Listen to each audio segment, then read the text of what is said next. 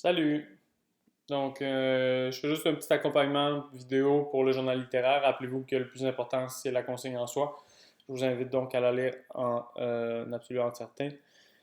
Deux textes à lire, L'Hiver et Le Plongeur. C'est deux extraits de romans. C'est deux romans contemporains, étonnamment, mais ça parle de deux sujets différents. Ça vous montre un peu comment l'œil contemporain peut retrouver certaines choses et parler de trucs qui sont entièrement différents.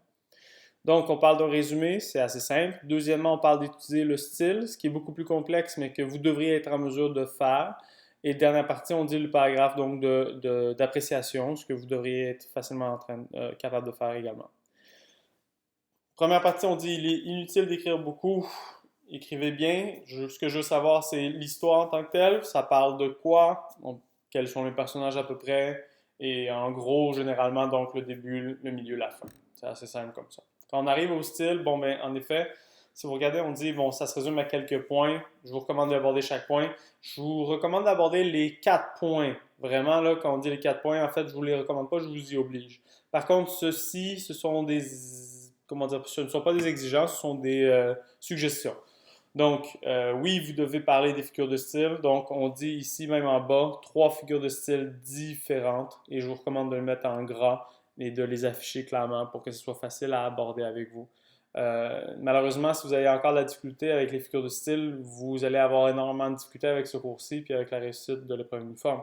Donc, en tant que tel, ce que je vous demande, c'est juste d'être capable de travailler avec des figures de style qui sont différentes, mais des figures de style que vous maîtrisez. Ensuite, on passe avec le deuxième point, on dit les choix du mot de l'auteur. Encore une fois, on dit leur registre, leur connotation, la dénotation, c'est-à-dire en tant que tel le sens des mots.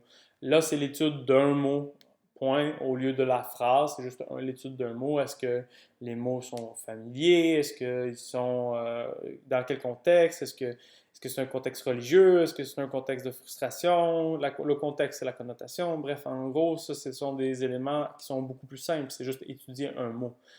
Maintenant, les éléments particuliers de sa grammaire, ben, c'est vraiment assez simple, même s'il y a plusieurs exemples, c'est vraiment assez simple. C'est en soi, est-ce que ce sont des phrases qui vous semblent standards, c'est-à-dire comme on vous les montre à l'école, est-ce que c'est un peu plus complexe ou plus simple, c'est-à-dire est-ce qu'il y a beaucoup de verbes, donc complexes, ou est-ce qu'il y a un seul verbe, c'est-à-dire simple? Est-ce que c'est long, ça peut être un seul verbe, mais une phrase très longue, ou plusieurs verbes, une phrase très courte, donc très complexe? Les choix comme ça, c'est facile à en parler. On parle du style, c'est facile à en parler, mais c'est très intéressant. Vous avez les éléments de ponctuation préférés avec une petite faute. Bien évidemment, on met des. Est-ce qu'il y a. On parle surtout de points ou de points-virgules. Est-ce qu'il y a énormément de virgules? Ce genre de choses-là, ça peut être intéressant, dépendamment si c'est vraiment marquant dans le texte ou non. La mise en page, on dit évidemment les espacements, les interlignes. Dépendamment des livres, vous allez voir que dans la littérature contemporaine, la mise en page, elle est vraiment exploitée. Donc, encore une fois, peut-être dans les notes de page, il y a des blagues, est-ce qu'il y a des espacements qui sont étranges, vous pouvez en parler. Et enfin, on dit de manière générale l'atmosphère du monde qu'il présente, c'est-à-dire les personnages, les endroits que l'auteur décide de mettre de l'avant. En gros, ben, chaque style est important. Des fois, on voit que le monde est très glauque, c'est très noir, des fois, c'est quasiment rose bonbon. Des fois, les personnages sont très typés, des fois, sont très éclatés. C'est à vous, en soi, de me les décrire. Ici, c'est un peu moins standard comme analyse, mais en soi, c'est très intéressant aussi. Donc, je vous dis, il y a une petite faute ici, là, mais on dit, comme le gras l'indique, il faut surtout aborder des figures de style différentes. C'est-à-dire qu'en gros, c'est une façon détournée de vous faire travailler l'explication. Et ensuite, pour moi, de venir vous donner mon commentaire si c'est bien convaincant l'analyse ou non.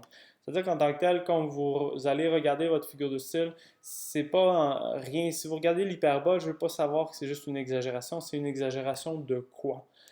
Puis je vais donc essayer de m'assurer d'avoir d'autres capsules, des capsules où on va être capable de préciser ces éléments-là, mais comme c'est des choses qui sont censées être maîtrisées depuis le 101, je suis obligé de faire semblant que vous connaissez tout, même si je sais que vous allez avoir de la difficulté avec ça aussi, puisque en effet, c'est pas facile. Donc quand je dis, admettons, une métaphore ou une hyperbole, bref, qu'importe ce que vous trouvez, la métonymie, ça sert à quoi? Ça met de l'avant quoi? Une figure de style, ça met toujours de l'avant quelque chose. Et en soi, ça ne sert à rien finalement de me dire, bon, il y a une figure de style. Bon, vous l'avez repéré. C'est ça qu'on marque ici, donc en repérant. Mais repérer quelque chose, ce n'est pas important. L'idée, c'est de l'expliquer. Donc en soi, je vous fais faire les deux puisque ça va vous aider à réussir l'épreuve uniforme et finalement mon cours très facilement. Mais il faut être capable de faire les deux.